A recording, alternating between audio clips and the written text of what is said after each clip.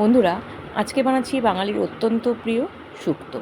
তার জন্য উচ্ছে আর সবজিগুলোকে একটু লম্বা করে কেটে রেখেছি নারকেল গুঁড়ো, সজনে ডাঁটা, ফোড়নের বিশেষ কিছু উপকরণ আর একটা বিশেষ মশলার উপকরণ, যেখানে সর্ষে, ধনে, রাঁধুনি, একটা কাঁচা লঙ্কা আর কিছু আদা রেখেছি। কড়াইতে সর্ষে তেল দিয়ে গরম হলে দিয়ে দিচ্ছি ফোড়নটা। নাড়াচাড়া করে ভাজা ভাজা হলে দিয়ে দিচ্ছি উচ্ছেগুলো।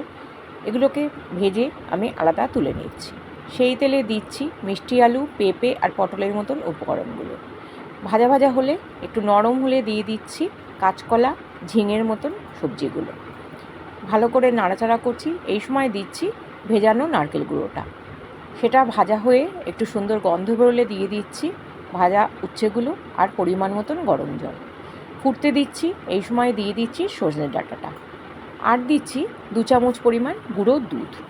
সমস্ত উপকরণগুলো ভালো করে ফুটে নরম হয়ে আসলে তারপর দিয়ে দিচ্ছি বেটে রাখা সর্ষে, ধনে, রাঁধুনি, আদা আর কাঁচা লঙ্কার পেস্টটা।